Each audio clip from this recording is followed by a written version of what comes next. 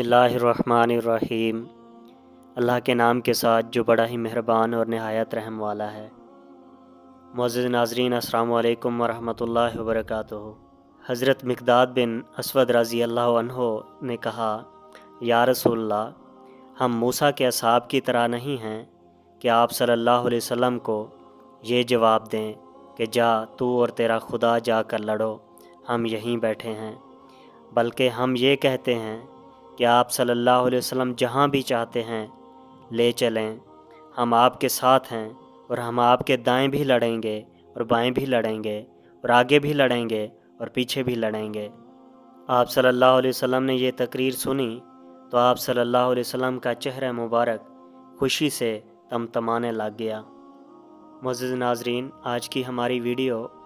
جنگ بدر کے متعلق ہے۔ ویڈیو کو پورا دیکھیں اور ہمارے چینل کو سبسکرائب کریں تاکہ اس طرح کی ایمان افروز واقعات والی ویڈیوز آپ کو ملتی رہیں۔ ہجرت نبوی کے بعد قریش مکہ نے مدینہ پر حملہ آور ہو کر مسلمانوں کو تباہ و برباد کر دینے کی تیاری شروع کر دی تھی، اور اس دوران میں وادی نخلہ میں جو عمرو بن خزرمی کے قتل کا واقعہ ہوا تھا، اس سے رؤسائے قریش نے ناجائز فائدہ اٹھا کر عامت الکفار کے دلوں میں مسلمانوں کی عداوت کی آگ کو اور بھی زیادہ خطرناک طور پر شعلہ زن کر دیا تھا۔ قریش مکہ مسلمانوں پر حملہ کر کے ان کو تباہ و برباد کر دینے کی تیاری میں پہلے سے بھی زیادہ جوش و خروش کے ساتھ منہمک ہو گئے۔ اسی اثناء میں مدینہ میں حضرت صلی اللہ علیہ وسلم کو یہ اطلاع موصول ہوئی کہ قریش مکہ کا ایک تجارتی قافلہ، جس کے ساتھ 30-40 یا بعض روایات کے مطابق 70 آدمی تھے، ابو سفیان کی سرداری میں شام کی طرف سے مکہ کو واپس آ رہا ہے۔ اس تجارت کے منافع کے متعلق قریش کا یہ فیصلہ تھا کہ وہ مسلمانوں کے خلاف جنگی مصارف میں خرچ ہوگا، چونکہ قافلوں کی روک تھام ظالم قریش کو ہوش میں لانے اور انہیں ان کی خطرناک کارروائیوں سے روکنے کا ایک بہترین ذریعہ تھی، اور دوسرے ان قافلوں کا مدینہ سے اس قدر قریب ہو کر گزرنا ویسے بھی مسلمانوں کے لیے کئی طرح سے خطرے کا احتمال رکھتا تھا، اور پھر اس قافلہ کے خاص حالات ایسے تھے کہ اس کا بچ کر نکل جانا بظاہر حالات مسلمانوں کی تباہی کا پیش خیمہ سمجھا جا سکتا تھا۔ حضرت صلی اللہ علیہ وسلم نے یہ خبر پا کر اپنے 2 مہاجر صحابی حضرت طلحہ بن عبید اللہ اور حضرت سعید بن زید کو خبر کے لیے روانہ فرمایا، اور دوسرے صحابہ کو اطلاع دے دی کہ وہ اس قافلے کی روک تھام کے لیے نکلنے کو تیار ہیں، مگر اتفاق ایسا ہوا کہ کسی طرح ابو سفیان کو آپ صلی اللہ علیہ وسلم کے اس ارادے کی اطلاع ہو گئی۔ اس نے ایک سوار زمزم نامی مکہ کی طرف بھگا دیا اور اسے تاکید کی کہ بڑی تیزی کے ساتھ سفر کرتا ہوا مکہ میں پہنچے اور وہاں سے قریش مکہ کا لشکر قافلے کی حفاظت اور مسلمانوں کو مرعوب کرنے کے لیے نکال لائے، اور خود ابو سفیان نے یہ احتیاط اختیار کی کہ اصل راستے کو چھوڑ کر سمندر کے کنارے کی طرف ہٹ گیا اور چھپ چھپ کر مگر تیزی کے ساتھ مکہ کی طرف بڑھنا شروع ہوا۔ جب ابو سفیان کا یہ قاصد مکہ پہنچا تو اس نے عرب کے دستور کے مطابق ایک نہایت وحشت زدہ حالت بنا کر زور زور سے چلانا شروع کیا کہ اے اہل مکہ، تمہارے قافلہ پر محمد اور اس کے اصحاب نے حملہ کر دیا ہے، چلو اسے بچا لو۔ یہ خبر سن کر مکہ کے لوگ گھبرا کر کعبۃ اللہ کے گرد جمع ہو گئے، اور رؤسائے قریش نے پھر اس موقع سے فائدہ اٹھاتے ہوئے اسلام اور مسلمانوں کے خلاف نہایت درجہ اشتعال انگیز تقریریں کیں، جس سے لوگوں کے سینے میں اسلام کی عداوت کا جوش بھر گیا، اور انہوں نے اتفاق رائے سے یہ فیصلہ کیا کہ ایک بڑا جرار لشکر تیار کر کے مسلمانوں کے خلاف نکلیں اور مسلمانوں کو تباہ و برباد کر دیں، اور اس مہم میں ہر وہ شخص جو لڑنے کے قابل ہے شامل ہو۔ جو شخص کسی مجبوری کی وجہ سے خود شامل نہ ہو سکتا ہو، وہ اپنی جگہ کسی دوسرے شخص کو بھیجنے کا انتظام کرے، اور رؤسائے قریش اس تحریک میں خود سب سے آگے تھے۔ صرف 2 شخص تھے جنہوں نے اس مہم میں شمولیت سے تعامل کیا، اور وہ ابو لہب اور امیہ بن خلف تھے، مگر ان کے تعامل کی وجہ مسلمانوں کی ہمدردی نہیں تھی، بلکہ ابو لہب تو اپنی بہن عاتقہ بنت عبد المطلب کے خواب سے ڈرتا تھا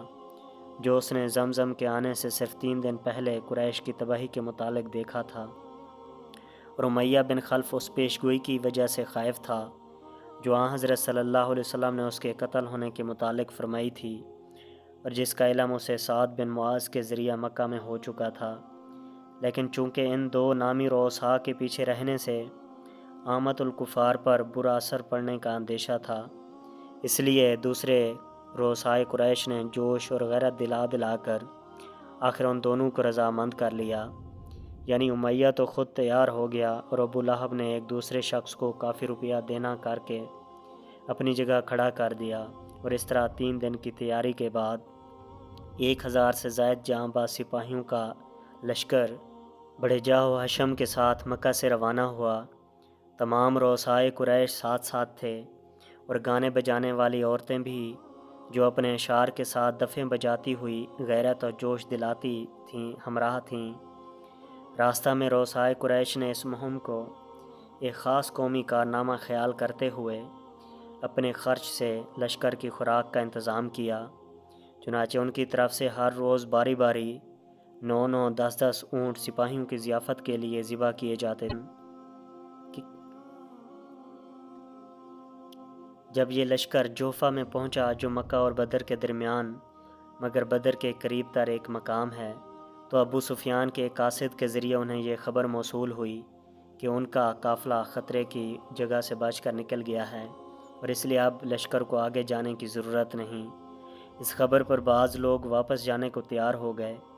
لیکن ابو جہل اور اس کی پارٹی کے اثر کے تحت اکثر اہل لشکر نے، جن کی نیتیں کچھ اور تھیں، بلکہ ایک روایت کی روح سے سب نے بڑی سختی سے انکار کیا اور کہا کہ خدا کی قسم ہم بدر تک ضرور جائیں گے اور وہاں جا کر 3 دن جشن منائیں گے تاکہ ہمیشہ کے لیے ملک میں ہمارا رعب بیٹھ جاوے اور لوگ ہم سے ڈرنے لگ جائیں۔ قریش مکہ کا یہ لشکر 8 یا 9 دن بعد بدر کی وادی کے ورلے کنارے پر پہنچ گیا اور وہاں ڈیرے ڈال دیے۔ اس وقت لشکر قریش کی تعداد 1000 نفوس پر مشتمل تھی، اور یہ لوگ رحج الوقت سامان حرب سے خوب آراستہ تھے، چنانچہ فوج میں سواری کے 700 اونٹ اور 100 گھوڑے تھے، اور سب سوار اور اکثر پیادہ زرہ پوش تھے، اور دیگر سامان جنگ بھی مثلا نیزہ اور تلوار اور تیر کمان وغیرہ کافی تعداد میں موجود تھا۔ دوسری طرف مدینہ میں آپ صلی اللہ علیہ وسلم کو کسی ذریعے سے مخفی طور پر یہ اطلاع بھی پہنچ گئی تھی کہ قریش کا ایک جرار لشکر مکہ سے آ رہا ہے۔ اس وقت جو کمزور حالت مسلمانوں کی تھی اسے ملحوظ خاطر رکھتے ہوئے نیز جنگی تدابیر کے عام اصول کے مطابق آپ صلی اللہ علیہ وسلم نے اس خبر کو مشتہر نہیں ہونے دیا تاکہ عامت المسلمین میں اس کی وجہ سے کسی قسم کی بزدلی پیدا نہ ہو، لیکن ایک بیدار مغز جرنیل کی طرح آپ صلی اللہ علیہ وسلم نے بغیر اس خبر کے اظہار کے ایسے رنگ میں صحابہ میں تحریک فرمائی کہ بہت سے صحابہ باوجود یہ خیال رکھنے کے کہ یہ مہم صرف قافلہ روکنے کے لیے ہے، آپ صلی اللہ علیہ وسلم کے ساتھ چلنے کو تیار ہو گئے، حتیٰ کہ انصار نے بھی جو بیعت عقبہ ثانیہ کے معاہدے کے موافق صرف مدینہ پر حملہ ہونے کی صورت میں آپ صلی اللہ علیہ وسلم کی حفاظت کی ذمہ داری سمجھتے تھے، اور جو اس وقت تک کسی غزوہ یا سریہ میں شامل نہیں ہوئے تھے، شریک جہاد ہونے کے لیے آمادہ ہو گئے۔ آپ صلی اللہ علیہ وسلم نے مدینہ میں ایک مجلس قائم کی اور صحابہ سے مشورہ دریافت فرمایا۔ حضرت ابوبکر اور عمر نے جانثارانہ تقریریں کی، مگر آپ صلی اللہ علیہ وسلم نے ان کی طرف کچھ التفات نہ کیا، جس پر رؤسائے انصار سمجھ گئے کہ آپ صلی اللہ علیہ وسلم کا روئے سخن ان کی طرف ہے۔ چنانچہ ان میں سے حضرت سعد بن عبادہ رئیس خزرج نے جانثارانہ تقریر کی اور عرض کیا، یا رسول اللہ، انصار ہر خدمت کے لیے تیار ہیں اور جہاں بھی آپ ارشاد فرمائیں جانے کے لیے تیار ہیں۔ اس کے بعد آپ صلی اللہ علیہ وسلم نے صحابہ میں عام تحریک فرمائی اور انصار و مہاجرین کی ایک جمعیت آپ صلی اللہ علیہ وسلم کے ساتھ نکلنے کو تیار ہو گئی، لیکن پھر بھی چونکہ عام خیال قافلے کے مقابلے کا تھا، بہت سے صحابہ یہ خیال کر کے محض قافلے کی روک تھام کا معاملہ ہے جس کے لیے زیادہ لوگوں کا شامل ہونا ضروری نہیں ہے، شامل نہیں ہوئے۔ دوسری طرف وہ بعض خاص صحابہ جن کو حضرت صلی اللہ علیہ وسلم سے لشکر قریش کی آمد کا علم ہو گیا تھا، مگر جن کو اخفاء راز کا حکم تھا، وہ اپنی جگہ فکر مند تھے کہ دیکھیے اس موقع پر جب کہ لشکر قریش سے بھی مٹھ بھیڑ ہو جانے کا احتمال ہے، حضرت صلی اللہ علیہ وسلم کی حفاظت کی اہم ذمہ داری سے عہدہ برا ہو سکتے ہیں یا نہیں۔ 12 رمضان کو بروز اتوار مدینہ سے انصار و مہاجرین کی ایک جمعیت کے ساتھ اللہ کا نام لیتے ہوئے روانہ ہو گئے۔ اکابر صحابہ میں سے جو لوگ اس غزوہ میں شامل نہیں ہو سکے، ان میں سے حضرت عثمان بن عفان کا نام خاص طور پر ذکر کیا گیا ہے۔ ان ایام میں چونکہ ان کی زوجہ رقیہ بنت رسول اللہ صلی اللہ علیہ وسلم سخت بیمار تھیں، اس لیے حضرت صلی اللہ علیہ وسلم نے ان کو خود حکم دیا تھا کہ وہ ان کی تیمارداری کے لیے مدینہ میں ہی ٹھہریں۔ اسی طرح قبیلہ خزرج کے رئیس اعظم سعد بن عبادہ بھی عین وقت پر بیمار ہو جانے کی وجہ سے شامل نہیں ہو سکے۔ مدینہ سے تھوڑی دور نکل کر حضرت صلی اللہ علیہ وسلم نے ڈیرہ ڈالنے کا حکم دیا اور فوج کا جائزہ لیا۔ کم عمر بچے جو آپ صلی اللہ علیہ وسلم کی ہم رکابی کے شوق میں ساتھ ساتھ چلے آئے تھے، واپس کیے گئے۔ سعد بن ابی وقاص کے چھوٹے بھائی عمیر بھی کم سن تھے۔ انہوں نے جب بچوں کی واپسی کا حکم سنا تو لشکر میں ادھر ادھر چھپ گئے، لیکن آخر ان کی باری آئی اور حضرت صلی اللہ علیہ وسلم نے ان کی واپسی کا حکم دیا۔ یہ حکم سن کر عمیر رونے لگ گئے اور آپ صلی اللہ علیہ وسلم نے ان کی غیر معمولی شوق کو دیکھ کر انہیں اجازت دے دی۔ اب لشکر اسلامی کی تعداد کچھ اوپر 310 تھی، جن میں سے مہاجرین کچھ اوپر 60 تھے اور باقی سب انصار تھے، مگر بے سر و سامانی کا یہ عالم تھا کہ ساری فوج میں صرف 70 اونٹ اور 2 گھوڑے تھے اور انہی پر مسلمان باری باری سوار ہوتے تھے، حتیٰ کہ حضرت صلی اللہ علیہ وسلم کے لیے بھی کوئی الگ سواری نہیں تھی، یعنی آپ صلی اللہ علیہ وسلم کو بھی دوسرے کے ساتھ باری باری سے چڑھنا اور اترنا پڑتا تھا۔ آپ صلی اللہ علیہ وسلم کے ساتھیوں نے بڑے اصرار سے عرض کیا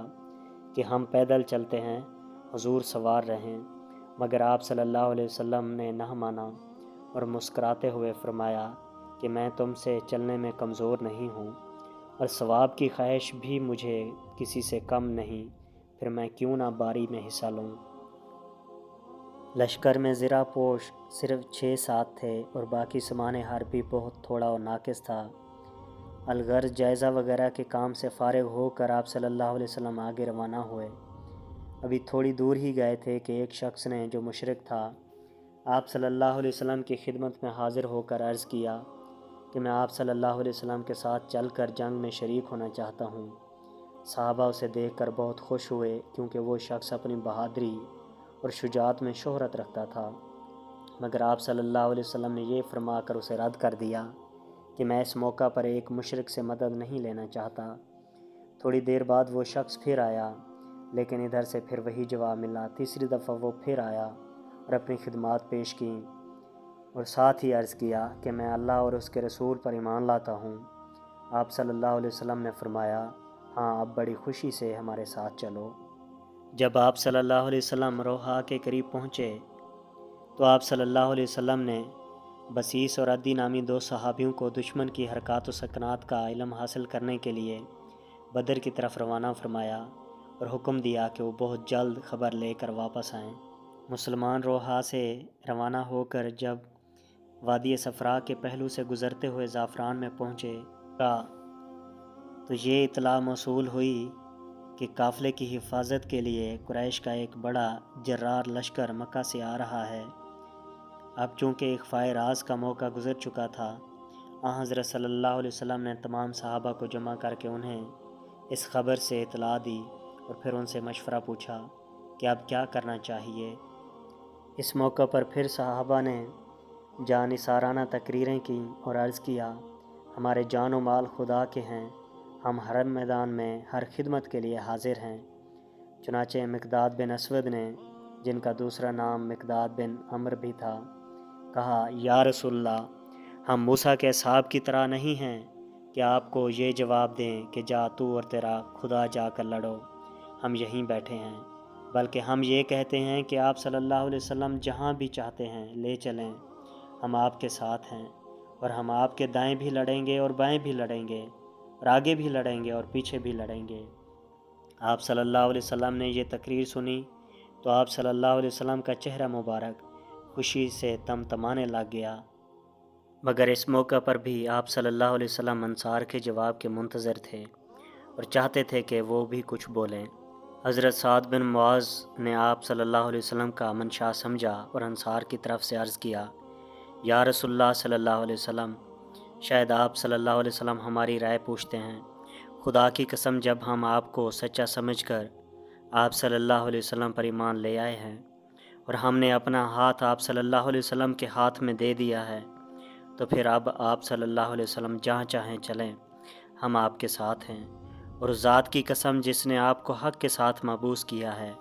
اگر آپ ہمیں سمندر میں کود جانے کو کہیں تو ہم کود جائیں گے اور ہم میں سے ایک فرد بھی پیچھے نہیں رہے گا۔ آپ صلی اللہ علیہ وسلم انشاءاللہ ہم کو لڑائی میں صابر پائیں گے اور ہم سے وہ بات دیکھیں گے جو آپ صلی اللہ علیہ وسلم کی آنکھوں کو ٹھنڈا کرے گی۔ آپ صلی اللہ علیہ وسلم نے یہ تقریر سنی تو بہت خوش ہوئے اور فرمایا، خدا کی قسم، میں اس وقت وہ جگہ دیکھ رہا ہوں جہاں دشمن کے آدمی قتل ہو کر گریں گے۔ آپ صلی اللہ علیہ وسلم کے یہ الفاظ سن کر صحابہ خوش ہوئے، مگر ساتھ ہی انہوں نے حیران ہو کر عرض، یا رسول اللہ، اگر آپ صلی اللہ علیہ وسلم کو پہلے سے لشکر کی تو آپ صلی اللہ علیہ وسلم نے ہم سے مدینہ میں ہی جنگ کے احتمال کا ذکر کیوں نہ فرمایا کہ ہم کچھ تو تیاری کر کے نکلتے۔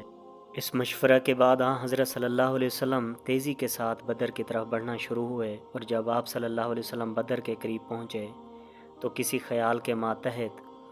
آپ صلی اللہ علیہ وسلم حضرت ابوبکر صدیق کو اپنے پیچھے سواری کر کے اسلامی لشکر سے کچھ آگے نکل گئے۔ اس وقت آپ صلی اللہ علیہ وسلم کو ایک بوڑھا بدوی ملا، جس سے آپ کو باتوں باتوں میں یہ معلوم ہوا کہ اس وقت قریش کا لشکر بدر کے بالکل پاس پہنچا ہوا ہے۔ آپ صلی اللہ علیہ وسلم یہ خبر سن کر واپس تشریف لائے اور حضرت علی اور زبیر بن العوام اور سعد بن وقاص وغیرہ کو دریافت حالات کے لیے آگے روانہ فرمایا۔ جب یہ لوگ بدر کی وادی کے قریب گئے تو اچانک کیا دیکھتے ہیں کہ مکہ کے چند لوگ ایک چشمہ سے پانی بھر رہے ہیں۔ ان صحابیوں نے اس جماعت پر حملہ کر کے ان میں سے ایک حبشی غلام کو پکڑ لیا اور اسے حضرت صلی اللہ علیہ وسلم کے پاس لے آئے۔ اس وقت آپ صلی اللہ علیہ وسلم نماز میں مصروف تھے۔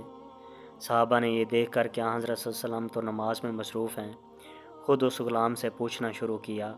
کہ ابو سفیان کا قافلہ کہاں ہے۔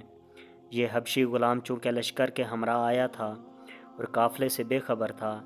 اس نے جواب دیا کہ میں ابو سفیان کا تو مجھے علم نہیں، البتہ ابو الحکم یعنی ابو جہل، عتبہ اور شیبہ اور امیہ وغیرہ اس وادی کے دوسرے کنارے ڈیرا ڈالے پڑے ہیں۔ صحابہ نے، جن کا میلان قافلے کی طرف زیادہ تھا، سمجھا کہ وہ جھوٹ بولتا ہے اور دیدہ دانستہ قافلے کی خبر کو چھپانا چاہتا ہے، جس پر بعض لوگوں نے اسے زد و کوب کیا، لیکن جب وہ اسے مارتے تو وہ ڈر کے مارے کہہ دیتا کہ اچھا میں بتاتا ہوں، جب اسے چھوڑ دیتے تو پھر وہی پہلا جواب دیتا کہ مجھے ابو سفیان کا تو علم نہیں ہے، البتہ ابو جہل وغیرہ یہ پاس ہی موجود ہیں۔ حضرت صلی اللہ علیہ وسلم نے نماز میں یہ باتیں سنی تو آپ صلی اللہ علیہ وسلم جلدی سے نماز سے فارغ ہو کر صحابہ کو مارنے سے روکا اور فرمایا، جب وہ سچی بات بتاتا ہے تو تم اسے مارتے ہو اور جب جھوٹ کہنے لگتا ہے تو چھوڑ دیتے ہو۔ پھر آپ صلی اللہ علیہ وسلم نے خود نرمی کے ساتھ اس سے دریافت فرمایا کہ لشکر اس وقت کہاں ہے۔ اس نے جواب دیا، اس سامنے والے ٹیلے کے پیچھے ہے۔ آپ صلی اللہ علیہ وسلم نے پوچھا کہ لشکر میں کتنے آدمی ہیں؟ اس نے جواب دیا کہ بہت ہیں، مگر پوری تعداد مجھے معلوم نہیں ہے۔ آپ صلی اللہ علیہ وسلم نے فرمایا، اچھا یہ بتاؤ کہ ان کے لیے ہر روز کتنے اونٹ ذبح ہوتے ہیں؟ اس نے کہا 10 ہوتے ہیں۔ آپ صلی اللہ علیہ وسلم نے صحابہ کی طرف متوجہ ہو کر فرمایا کہ 1000 آدمی معلوم ہوتے ہیں، اور حقیقتاً وہ اتنی ہی تھے۔ جس جگہ اسلامی لشکر نے ڈیرا ڈالا تھا وہ کوئی اچھی جگہ نہ تھی۔ اس پر حباب بن منظر نے آپ صلی اللہ علیہ وسلم سے دریافت فرمایا کہ آیا خدائی الہام کے ماتحت آپ صلی اللہ علیہ وسلم نے یہ جگہ پسند کی ہے یا محض فوجی تدبیر کے طور پر اسے اختیار کیا ہے؟ حضرت صلی اللہ علیہ وسلم نے فرمایا، اس بارہ میں کوئی خدائی حکم نہیں ہے، تم کوئی مشورہ دینا چاہتے ہو تو بتاؤ۔ حباب نے عرض کیا تو پھر میرے خیال میں یہ جگہ اچھی نہیں ہے، بہتر ہوگا کہ آگے بڑھ کر قریش سے قریب ترین چشمہ پر قبضہ کر لیا جاوے۔ میں اس چشمہ کو جانتا ہوں، اس کا پانی اچھا ہے اور عموماً ہوتا بھی کافی ہے۔ حضرت صلی اللہ علیہ وسلم نے اس تجویز کو پسند فرمایا۔ چونکہ ابھی تک قریش مکہ ٹیلے کے پرلے ڈیرے ڈالے ہوئے تھے اور یہ چشمہ خالی تھا، مسلمان آگے بڑھ کر چشمہ پر قابض ہو گئے۔ لیکن جیسا کہ وادی کے جس طرف مسلمان تھے وہ اچھی نہ تھی، کیونکہ اس طرف ریت بہت تھی، جس کی وجہ سے پاؤں اچھی طرح جمتے نہیں تھے۔ جگہ کے انتخاب کے بعد سعد بن معاذ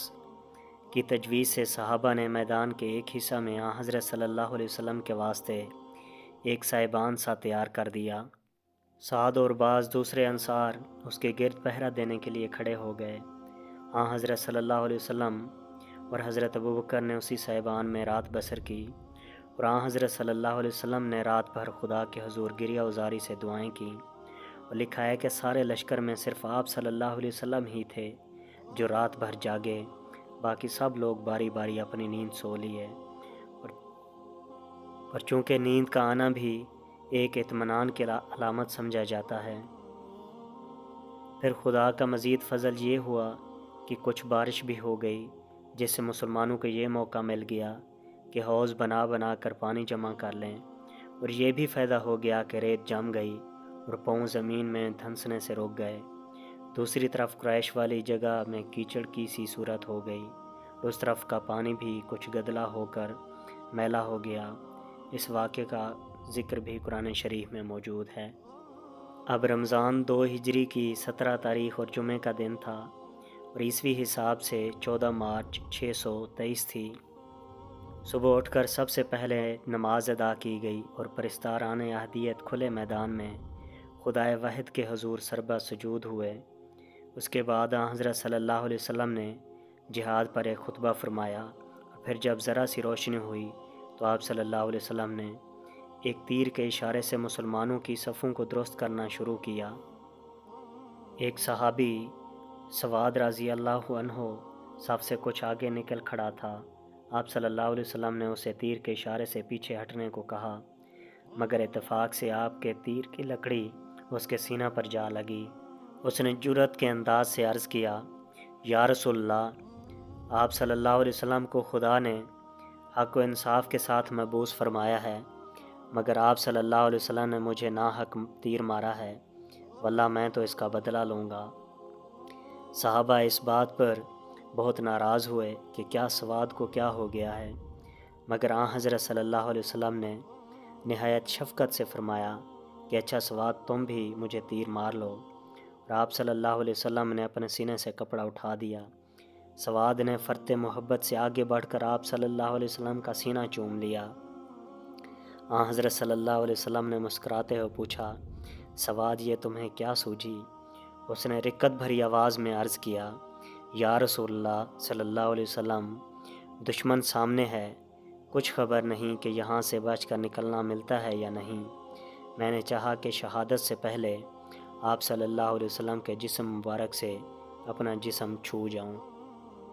اب فوجیں بالکل ایک دوسرے کے سامنے تھیں، مگر قدرت الہی کا عجیب تماشا ہے کہ اس وقت لشکروں کے کھڑے ہونے کی ترکیب ایسی تھی کہ اسلامی لشکر قریش کو اصلی تعداد سے زیادہ بلکہ 2 گنا نظر آتا تھا، جس کی وجہ سے کفار مرعوب ہوئے جاتے تھے، اور دوسری طرف قریش کا لشکر مسلمانوں کو ان کی اصلی تعداد سے کم نظر آتا تھا، جس کے نتیجہ میں مسلمانوں کے دل بڑھے ہوئے تھے۔ قریش کی یہ کوشش تھی کہ کسی طرح اسلامی لشکر کی تعداد کا صحیح پتہ لگ جاوے تاکہ وہ چھوٹے ہوئے دلوں کو سہارا دے سکیں۔ رؤسائے قریش نے عمیر بن وہب کو بھیجا کہ اسلامی لشکر کے چاروں طرف گھوڑا دوڑا کر دیکھے کہ اس کی تعداد کتنی ہے، اور آیا ان کے پیچھے کوئی کمک تو مخفی نہیں۔ چنانچہ عمیر نے گھوڑے پر سوار ہو کر مسلمانوں کا ایک چکر کاٹا، مگر اسے مسلمانوں کی شکل و صورت سے ایسا جلال اور عزم اور موت سی نظر آئی کہ وہ سخت مرعوب ہو کر لوٹا اور قریش سے مخاطب ہو کر کہنے لگا، مجھے کوئی مخفی کمک تو وغیرہ تو نظر نہیں آئی، لیکن اے معاشر قریش، میں نے دیکھا ہے کہ مسلمانوں کے لشکر میں گویا اونٹنیوں کے کجاووں نے اپنے اوپر آدمیوں کو نہیں بلکہ موتوں کو اٹھایا ہوا ہے۔ یثرب کی سانڈریوں پر گویا ہلاکتیں سوار ہیں۔ قریش نے یہ بات سنی تو ان میں ایک بے چینی سی پیدا ہو گئی۔ ہاں حضرت صلی اللہ علیہ وسلم نے دور سے عتبہ کو دیکھا تو فرمایا کہ اگر لشکر کفار میں سے کسی میں شرافت ہے تو اس سرخ اونٹ کے سوار میں ہے، اگر یہ لوگ اس کی بات مان لیں تو ان کے لیے اچھا ہو۔ لیکن جب حکیم بن حزام ابو جہل کے پاس آیا اور اس نے یہ تجویز بیان کی کہ مسلمان اپنے بھائی اور رشتہ دار ہیں، ان سے مقابلے سے گریز کیا جائے، تو وہ فرعون امت ایسی باتوں میں کب آنے والا تھا، چپٹتے ہوئے ہی بولا، اچھا اب عتبہ کو اپنے سامنے اپنے رشتہ دار نظر آنے لگ گئے ہیں۔ ابو جہل کے طانے نے عتبہ کے تن بدن میں آگ لگا دی تھی۔ اس غصے سے بھرا ہوا وہ اپنے بھائی شیبہ اور اپنے لڑکے ولید کو ساتھ لے کر لشکر کی طرف سے آگے بڑھا اور عرب کے قدیم دستور کے مطابق انفرادی لڑائی کے لیے مبارز طلبی کی۔ چند انصار ان کے مقابلے کے لیے آگے بڑھنے لگے، مگر آن حضرت صلی اللہ علیہ وسلم نے ان کو روک دیا اور فرمایا، حمزہ تم اٹھو، علی تم اٹھو، عبیدہ تم اٹھو۔ یہ تینوں آن حضرت صلی اللہ علیہ وسلم کے نہایت قریبی رشتہ دار تھے، اور آپ صلی اللہ علیہ وسلم چاہتے تھے کہ خطرہ کی جگہ پر سب سے پہلے آپ صلی اللہ علیہ وسلم کے عزیز و اقارب آگے بڑھیں۔ اور دوسری طرف عتبہ وغیرہ نے بھی انصار کو دیکھ کر آواز دی کہ ان لوگوں کو ہم کیا جانتے نہیں ہیں، ہماری ٹکر کے ہمارے سامنے آئیں۔ چنانچہ حمزہ اور علی اور عبیدہ آگے بڑھے۔ عرب کے دستور کے مطابق پہلے روح شناسی ہوئی، پھر عبیدہ بن مطلب ولید کے مقابل ہو گئے، اور حمزہ عتبہ کے اور علی شیبہ کے۔ حمزہ اور علی نے تو ایک ہی وار میں ہی اپنے حریفوں کو خاک میں ملا دیا، لیکن عبیدہ اور ولید میں 2-4 اچھی ضربیں ہوئیں۔ بالآخر دونوں ایک دوسرے کے ہاتھ سے کاری زخم کھا کر گرے، جس پر حمزہ اور علی نے جلدی سے آگے بڑھ کر ولید کا خاتمہ کر دیا اور عبیدہ کو اٹھا کر اپنے کیمپ میں لے آئے، مگر عبیدہ اس صدمے سے جاں بر نہ ہو سکے اور بدر سے واپسی پر راستہ میں انتقال کر گئے۔ آن حضرت صلی اللہ علیہ وسلم نے فرمایا، بعض ایسے لوگ بھی لشکر میں شامل ہیں جنہوں نے مکہ میں ہماری مصیبت کے وقت میں ہم سے شریفانہ سلوک کیا تھا، اور ہمارا فرض ہے کہ ان کے احسان کا بدلہ اتاریں۔ بس اگر کسی ایسے شخص پر کوئی مسلمان غلبہ پائے تو اسے کسی قسم کی تکلیف نہ پہنچائے۔ تو آپ صلی اللہ علیہ وسلم نے خصوصیت کے ساتھ عباس بن عبد المطلب اور ابو البختری کا نام لیا اور ان کے قتل سے منع فرمایا، مگر حالات نے کچھ ایسی ناگزیر صورت اختیار کی کہ ابو البختری قتل سے بچ نہ سکا۔ گو سے مرنے سے قبل اس بات کا علم ہو گیا تھا کہ آن حضرت صلی اللہ علیہ وسلم نے اس کے قتل سے منع فرمایا ہے۔ اس کے بعد آپ صلی اللہ علیہ وسلم صیبان میں جا کر پھر دعا میں مشغول ہو گئے اور نہایت اضطراب کی حالت میں فرماتے تھے، اے میرے خدا، اے اپنے وعدوں کو پورا کرنے والے خدا، اے میرے مالک، اگر مسلمانوں کی یہ جماعت آج اس میدان میں ہلاک ہو گئی تو دنیا میں تجھے پوجنے والا کوئی نہیں رہے گا۔ اور اس وقت آپ صلی اللہ علیہ وسلم اس قدر کرب کی حالت میں تھے کہ کبھی آپ صلی اللہ علیہ وسلم سجدہ میں گر جاتے اور کبھی کھڑے ہو کر خدا کو پکارتے تھے، اور آپ صلی اللہ علیہ وسلم کی چادر آپ صلی اللہ علیہ وسلم کے کندھوں سے گر پڑتی تھی، اور حضرت ابوبکر اسے اٹھا کر آپ پر ڈال دیتے تھے۔ اب میدان کارزار کشت و خون کا میدان گرم تھا۔ مسلمانوں کے سامنے ان سے 3 گنا بڑی جماعت تھی جو ہر قسم کے سامان حرب سے آراستہ ہو کر اس عزم کے ساتھ میدان میں نکلی تھی کہ اسلام کا نام و نشان مٹا دیا جائے گا، اور مسلمان بیچارے تعداد میں بھی تھوڑے، سامان میں بھی تھوڑے، غربت اور بے وطنی کے صدمات کے مارے ہوئے، ظاہری اسباب کے لحاظ سے اہل مکہ کے سامنے چند منٹوں کا شکار تھے، مگر توحید اور رسالت کی محبت نے انہیں متوالا بنا رکھا تھا، اور اس چیز نے جس سے زیادہ طاقتور دنیا میں کوئی چیز نہیں،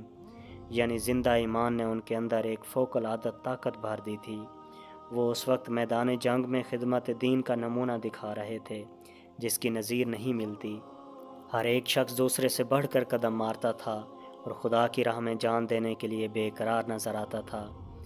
حمزہ اور علی اور زبیر نے دشمن کی صفوں کی صفیں کاٹ کر رکھ دی تھیں۔ انصار کے جوش اخلاص کا یہ عالم تھا کہ عبد الرحمن بن عوف روایت کرتے ہیں کہ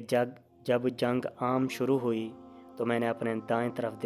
نظر ڈالی اور بائیں طرف نظر ڈالی، مگر کیا دیکھتا ہوں کہ انصار کے 2 نوجوان لڑکے میرے پہلو بہ پہلو کھڑے ہیں۔ انہیں دیکھ کر میرا دل کچھ بیٹھ سا گیا، کیونکہ ایسے جنگوں میں دائیں بائیں کے ساتھیوں پر لڑائی کا بہت انحصار ہوتا ہے، اور وہی شخص اچھی طرح لڑ سکتا ہے جس کے پہلو محفوظ ہوں۔ مگر عبد الرحمن کہتے ہیں کہ میں اس خیال میں ہی تھا کہ ان لڑکوں میں سے ایک نے مجھ سے آہستہ سے پوچھا کہ گویا وہ دوسرے سے اپنی یہ بات مخفی رکھنا چاہتا تھا کہ چچا وہ ابو جہل کہاں ہے جو مکہ میں حضرت صلی اللہ علیہ وسلم کو دکھ دیا کرتا تھا؟ میں نے خدا سے عہد کیا ہوا ہے کہ میں اسے قتل کروں گا یا قتل کرنے کی کوشش میں مارا جاؤں گا۔ میں نے ابھی اس کا جواب نہ دیا تھا کہ دوسری طرف سے دوسرے نے بھی اسی طرح ایسا سے یہی سوال کیا۔ میں ان کی یہ جرأت دیکھ کر حیران سا رہ گیا، کیونکہ ابو جہل گویا سردار لشکر تھا اور اس کے چاروں طرف آزمودہ کار سپاہی جمع تھے۔ میں نے ہاتھ سے اشارہ کر کے کہا کہ وہ ابو جہل ہے۔ عبد الرحمن کہتے ہیں کہ میرا اشارہ کرنا تھا کہ وہ دونوں بچے باز کی طرح جھپٹے اور دشمن کی صفیں کاٹتے ہوئے ایک آن کی آن میں وہاں پہنچ گئے اور اس تیزی سے وار کیا کہ ابو جہل اس کے ساتھی دیکھتے دیکھتے رہ گئے اور ابو جہل خاک پر پڑا تھا۔ اکرمہ بن ابو جہل بھی اپنے باپ کے ساتھ تھا۔ وہ اپنے باپ کو تو نہ بچا سکا، مگر اس نے پیچھے سے معاذ پر ایسا وار کیا کہ اس کا بایاں بازو کٹ کر لٹکنے لگ گیا۔ معاذ نے اکرمہ کا پیچھا کیا، مگر وہ بچ کر نکل گیا، کیونکہ کٹا ہوا بازو لڑنے میں مزاحم ہوتا تھا۔ معاذ نے اسے زور کے ساتھ کھینچ کر اپنے جسم سے الگ کر دیا اور پھر لڑنے لگ گئے۔ غرض کیا مہاجر اور کیا انصار، سب مسلمان پورے زور و شور اور اخلاص کے ساتھ لڑے۔ باہر آ کر آپ صلی اللہ علیہ وسلم نے چاروں طرف نظر دوڑائی تو کشت و خون کا میدان گرم پایا۔ اس وقت آپ صلی اللہ علیہ وسلم نے ریت اور کنکر کی ایک مٹھی اٹھائی اور اسے کفار کی طرف پھینکا اور جوش کے ساتھ فرمایا، دشمنوں کے منہ بگڑ جائیں۔ اور ساتھ ہی آپ صلی اللہ علیہ وسلم نے مسلمانوں سے پکار کر فرمایا، یکدم حملہ کرو۔ مسلمانوں کے کانوں میں اپنے محبوب آقا کی آواز پہنچی اور انہوں نے تکبیر کا نعرہ بلند کر کے یکدم حملہ کر دیا، اور دوسری طرف ادھر آپ کا مٹھی بھر ریت پھینکنا تھا کہ ایسی آندھی کا جھونکا آیا کہ کفار کی آنکھیں اور منہ اور ناک ریت اور کنکر سے بھرنے شروع ہو گئے، اور آپ صلی اللہ علیہ وسلم نے فرمایا، یہ خدائی فرشتوں کی فوج ہے جو ہماری نصرت کو آئی ہے۔ اور روایتوں میں مذکور ہے کہ اس وقت بعض لوگوں نے یہ فرشتے نظر بھی آئے۔ بہرحال عتبہ، شیبہ اور ابو جہل جیسے روسا قریش تو خاک میں مل ہی چکے تھے۔ مسلمانوں کے اس فوری دھاوے اور آندھی کے اچانک جھونکے کے نتیجے میں قریش کے پاؤں اکھڑنے شروع ہو گئے اور جلد ہی کفار کے لشکر میں بھگدڑ پڑ گئی، اور تھوڑی دیر میں میدان صاف تھا۔ مسلمانوں نے 70 قیدی پکڑے، اور جب لڑائی کے بعد مقتولین کی دیکھ بھال کی گئی تو معلوم ہوا کہ یہی تعداد قریش کی مقتولون کی بھی ہے۔ اور جب مقتولین کی شناخت ہوئی تو تمام بڑے بڑے رؤسائے قریش خاک میں پڑے ملے تھے، اور جو ایک دو رئیس بچے تھے وہ مسلمانوں کے ہاتھ میں قیدی تھے۔ البتہ شروع میں ابو جہل کی لاش نظر نہ آئی تھی۔ حضرت صلی اللہ علیہ وسلم نے فرمایا، کوئی جا کر اچھی طرح دیکھے کہ ابو جہل کا کیا حال ہے۔ عبداللہ بن مسعود گئے اور دیکھ بھال کے بعد اسے ایک جگہ جان توڑتے ہوئے پایا، جبکہ وہ قریباً ٹھنڈا ہو چکا تھا۔ عبداللہ نے اس سے پوچھا، تو ہی ابو جہل ہے؟ اس نے کہا، تم نے مجھ سے بھی کوئی بڑا شخص قتل کیا ہے؟ یعنی میں سب سے بڑا آدمی ہوں جو تم نے مارا ہے۔ پھر کہنے لگا، کاش میں کسی کسان کے ہاتھ سے قتل نہ ہوتا۔ پھر اس نے پوچھا کہ میدان کس کے ہاتھ میں رہا؟ عبداللہ نے جواب دیا، خدا اور اس کے رسول کے ہاتھ میں۔ اس کے بعد ابو جہل بالکل بے حس و حرکت ہو گیا اور جان دے دی، اور عبداللہ بن مسعود نے واپس آ کر حضرت صلی اللہ علیہ وسلم کو اس کے قتل کی اطلاع دی۔ امیہ بن خلف، جو حضرت صلی اللہ علیہ وسلم کی پیشگوئی کی وجہ سے مکہ سے نہیں نکلتا تھا، مگر جس کا دل عداوت اسلام اور بغض رسول اللہ صلی اللہ علیہ وسلم سے بھرا ہوا ہو، اس کا انجام یوں ہوا کہ جس وقت لشکر قریش پسپا ہوا۔ اس نے اپنے جاہلیت کے دوست عبد الرحمن بن عوف کے پاس پناہ ڈھونڈی، جس کا اس کے ساتھ یہ معاہدہ ہوا تھا کہ وہ ایک دوسرے کی حفاظت کریں گے۔ لیکن یوں ہی کہ حضرت بلال رضی اللہ عنہ کی نظر امیہ پر پڑی، اس نے شور مچا دیا کہ دیکھو یہ رئیس الکفر بچ کر نکلا جا رہا ہے، جس پر چند انصاریوں نے اس کا پیچھا کیا اور اس کے ساتھ لڑ کر اسے قتل کر دیا، بلکہ اسے بچاتے بچاتے حضرت عبد الرحمن بن عوف بھی کسی قدرے زخمی ہو گئے۔ جب دوسرے کاموں سے فراغت حاصل ہوئی تو حضرت صلی اللہ علیہ وسلم نے ارشاد فرمایا کہ رؤسائے قریش کو ایک جگہ جمع کر کے دفن کر دیا جائے۔ چنانچہ ایک گڑھے میں 24 رؤساء کی لاشوں کو اکٹھا کر کے دفنایا گیا اور دوسرے لوگوں کو اپنی اپنی جگہ پر دفنا دیا گیا، کیونکہ حضرت صلی اللہ علیہ وسلم کا یہ عام طریق تھا کہ حت الوسع کسی لاش کو کھلا نہیں رہنے دیتے تھے، خواہ وہ دشمن ہی کی کیوں نہ ہو۔ جب اپنے مقتولین کی دیکھ بھال ہوئی تو معلوم ہوا کہ کل 14 آدمی شہید ہوئے ہیں، جن میں سے 6 مہاجرین میں سے تھے اور باقی انصار تھے۔ انہی میں سے وہ مخلص بچہ عمیر بن وقاص تھا، جس نے رو کر ساتھ آنے کی اجازت حاصل کی تھی۔ 3 دن تک حضرت صلی اللہ علیہ وسلم نے بدر کی وادی میں قیام فرمایا اور یہ وقت اپنے شہداء کی تکفین و تدفین اور اپنے زخمیوں کی مرہم پٹی میں گزرا، اور انہی دنوں میں غنیمت کے اموال کو جمع کر کے مرتب کیا گیا اور کفار کے قیدیوں کو، جن کی تعداد 70 تھی، محفوظ کر کے مختلف مسلمانوں کے سپردگی میں دے دیا گیا۔ بدر سے روانہ ہوتے وقت حضرت صلی اللہ علیہ وسلم نے زید بن حارثہ کو مدینہ کی طرف روانہ فرمایا تاکہ وہ آگے آگے جا کر اہل مدینہ کو فتح کی خوشخبری پہنچاویں۔ چنانچہ انہوں نے آپ صلی اللہ علیہ وسلم سے پہلے پہنچ کر مدینہ والوں کو فتح کی خبر پہنچائی، جس سے مدینہ کے صحابہ کو اگر ایک طرف اسلام کی عظیم و شان فتح ہونے کے لحاظ سے کمال درجہ خوشی ہوئی، تو اس لحاظ سے کسی قدر افسوس بھی ہوا کہ اس عظیم و شان جہاد کے ثواب سے وہ خود محروم رہے۔ معزز ناظرین، یہ تھی وہ پہلی لڑائی جو اسلام اور شرک کے درمیان لڑی گئی، جس میں اللہ تعالیٰ نے اپنی وحدانیت کو ثابت کیا اور مسلمانوں کی مدد کی اور انہیں فتح یاب کیا۔ اللہم صلی علی محمد و آل محمد۔